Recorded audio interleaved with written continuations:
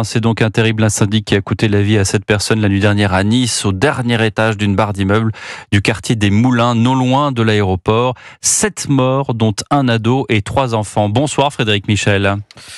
Bonsoir Pierre, bonsoir à tous. Correspondant d'Europe 1 en direct de Nice, et on en sait plus sur les circonstances de ce drame.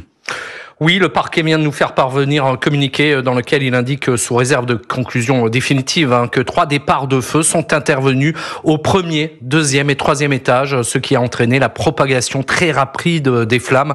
L'exploitation des images de vidéosurveillance de la ville de Nice montre un véhicule qui stationne à proximité de l'immeuble. En sortent 3 jeunes hommes au visage non dissimulé, contrairement à l'information qui circulait dans la journée. Des jeunes vêtus simplement de t-shirts et de shorts. Les images ne permettent pas de mettre en évidence le port d'objets volumineux, de jerrycans par exemple, mais on les voit casser la porte d'entrée de l'immeuble pour y pénétrer. Le feu s'est déclaré juste après leur sortie et leur fuite.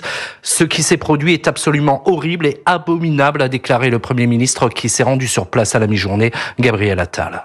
Je le dis d'ores et déjà, l'enquête progresse. 3 individus sont recherchés. Tous les moyens sont mis en œuvre pour retrouver les auteurs qui seront retrouvés et qui seront très sévèrement punis. Alors le mobile du passage à l'acte criminel n'est pas clairement établi. Il faut être prudent, indique le procureur. Le maire de Nice évoque lui un drame sous fond de trafic de stupéfiants. Ce qui est certain à ce stade, c'est que cette famille comorienne qui a été décimée n'était pas visée. Ce proche est effondré et en colère. Qu'est-ce qui était visé et pourquoi? Est-ce qu'on est en sécurité? La question se pose. Je veux que la justice soit faite, que ces criminels, ces voyous soient rattrapés le plus rapidement possible, qu'ils payent de ce qu'ils ont fait. Ils ont détruit des familles, ils ont détruit une communauté. Et c'est tout un quartier qui est sous le choc, à l'image de ce voisin. Je suis traumatisé de voir ça. C'était violent, très violent. On est tous brisés.